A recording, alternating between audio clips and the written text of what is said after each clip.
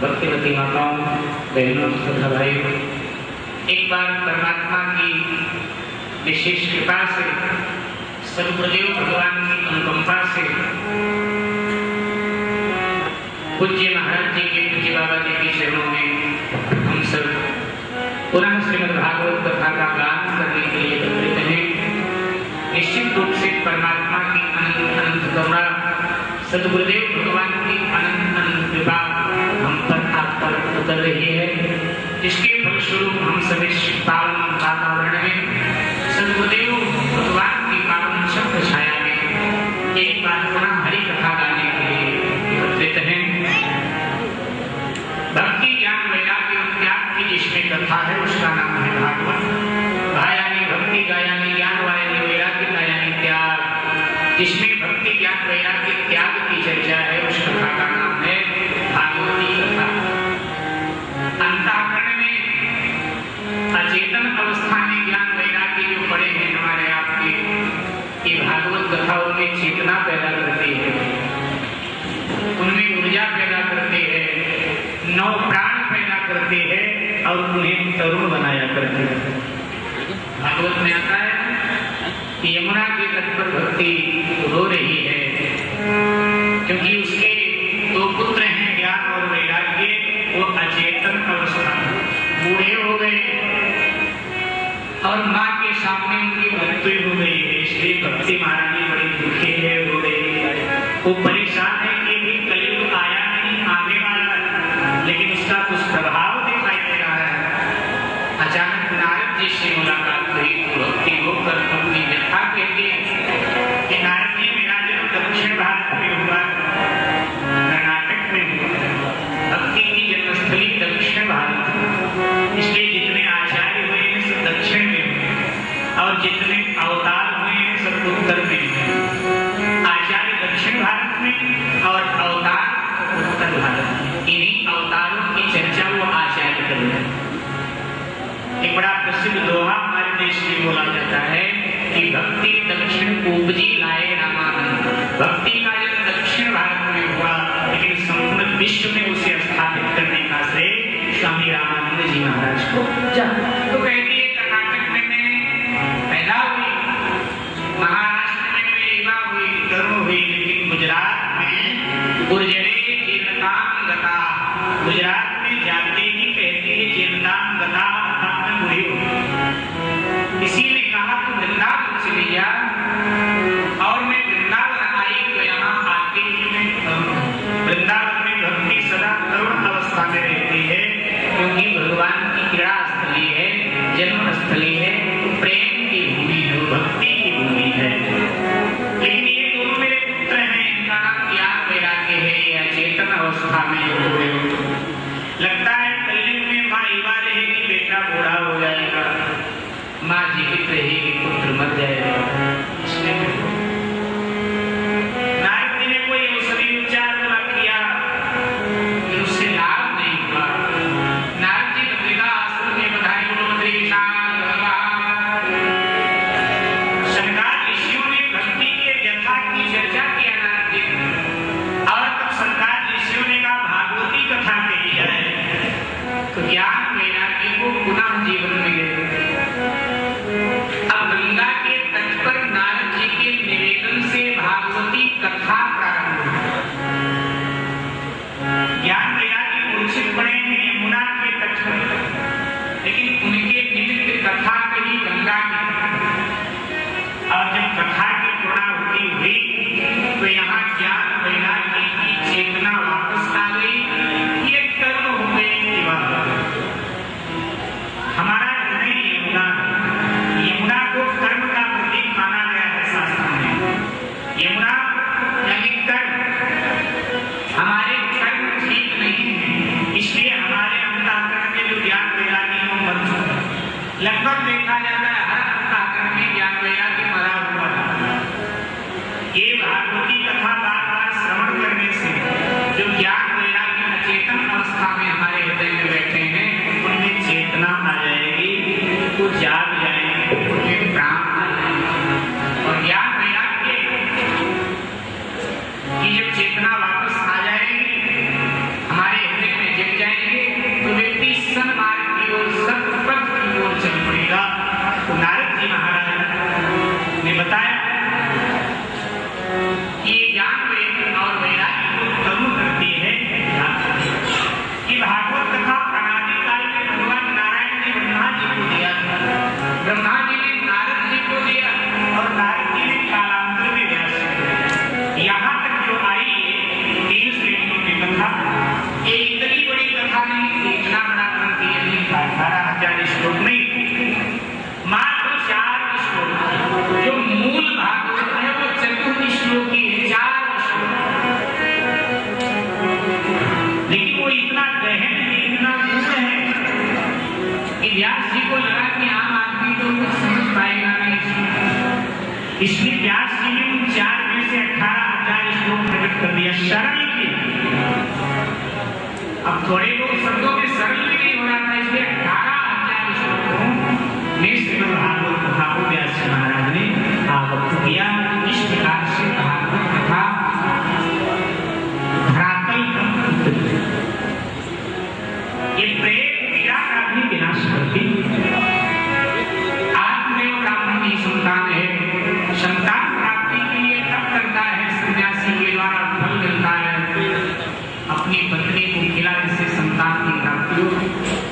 लेकिन पत्नी ने फल स्वयं न खाकर गौशाला की गैया को खिला देते और अपनी बहन से कहते तो गर्भस्थ है, तेरे कोई संतान को मुझे दे दे। मैं पति से कहता हूँ मैंने जन्म दिया है। आत्मयोग का अर्थ है अपने आत्मा को देवता बनाए, लेकिन आत्मयोग का संपर्क धुंधुली से हो गया है। धुंधुली यानी कुतर्क।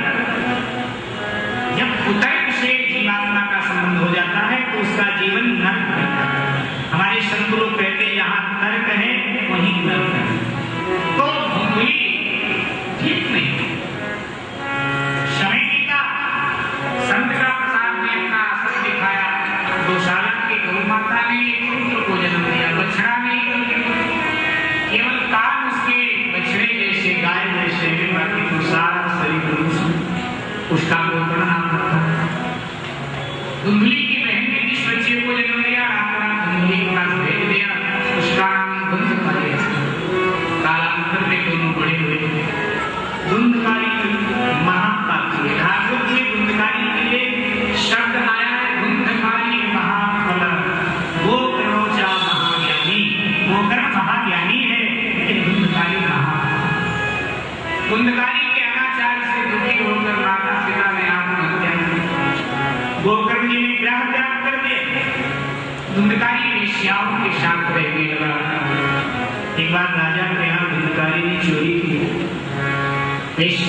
सोचा कि राजा को पता चलेगा तो इसे भी दंडित करेगा और वो मुझे भी दंडित करेगा, इसलिए ठीक नहीं, इसको मार देना चाहिए।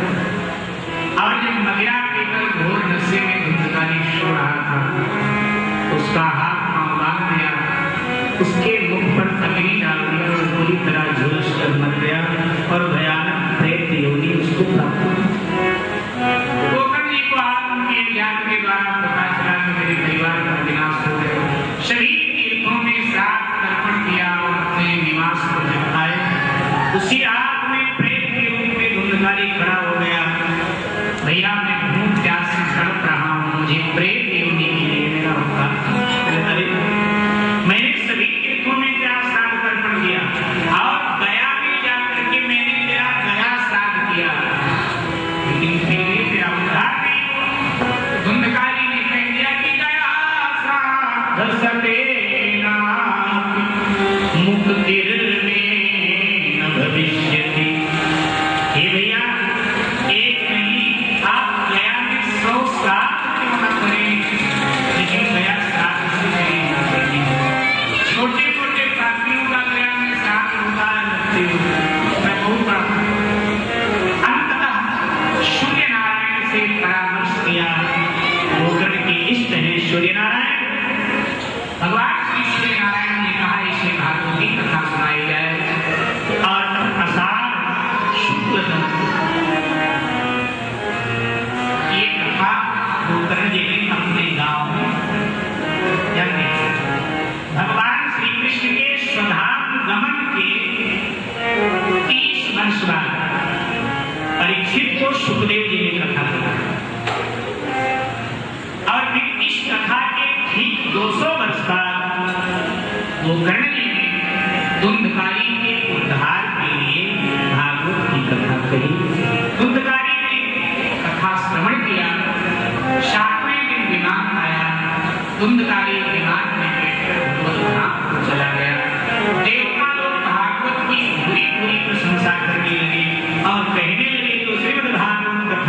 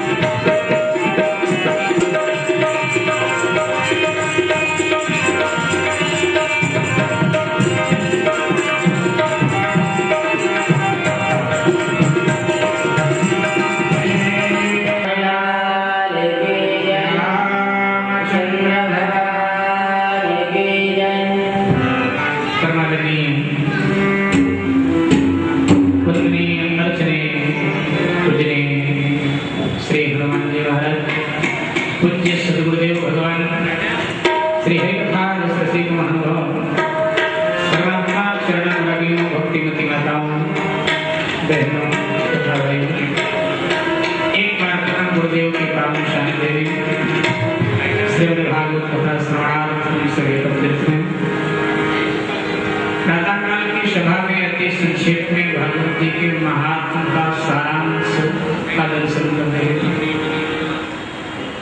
व्यासदेव जी महाराज ने इस महापुराण की रचना पूर्ण की, लेकिन इसका प्रचार प्रसार कौन करेगा? इस ग्रंथ, क्योंकि ये परमहंस संहिता, मेरे तो कोई संतान नहीं है, मैं नहीं संतान। ग्लानि और चिंता से व्यास जी का मन भर गया। व्यास जी ने भगवान शंकर की आराधना की। भगवान शंकर प्रकट हुए, व्यास जी से पूछा क्या चाहिए? व्यास जी ने कहा महाराज श्रीमद् भागवत ग्रंथ जिसकी रचना मैंने किया है उसका प्रचार करने वाला एक पुत्र चाहिए। शिव जी ने कहा अवश्य, मैं ही आपका पुत्र बनूंगा एक अंश से।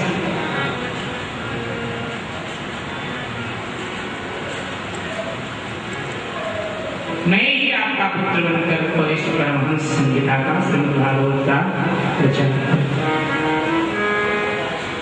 सूत जी महाराज शंकर ऋषि से कहते हैं, कबीर, नानक, सुखदेव, नारद, व्यास, आज भी तो सब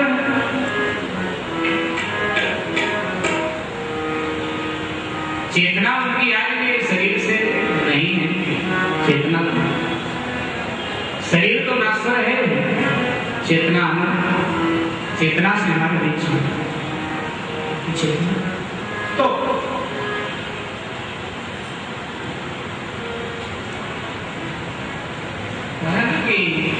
शिव जी कथा सुनाने लगी। उसके पहले उन्होंने 3 बार ताली मारी कि भाई यहाँ जो है ठीक है, कहते हैं ताली मारने का अर्थ है जागृति का संकेत। कथा जाग कर ही सुनना चाहिए। ताली बजाने का मतलब जगाना, जागृति का संकेत है। कथा हमेशा जागृत अवस्था में सुनना चाहिए। आजकल कथाओं में भीड़ तो बहुत होती है, लेकिन सुनते कहाँ से? अब हम लोग तो कथा सुनाते हैं ना, इसलिए व्यास नदी से बहुत कुछ देखते रहते हैं। व्यास नदी पर जब व्यक्ति बैठ जाता है ना, उसकी कहीं आंख हो जाती है तो बैठा रहता है। आगे पीछे 2 ही होते हैं, व्यास नदी पर बैठता तो कहीं आंख हो जाता है। जो कभी नहीं दिखाई देता वो व्यास नदी से दिखाई दे जाता है, देख लेता है।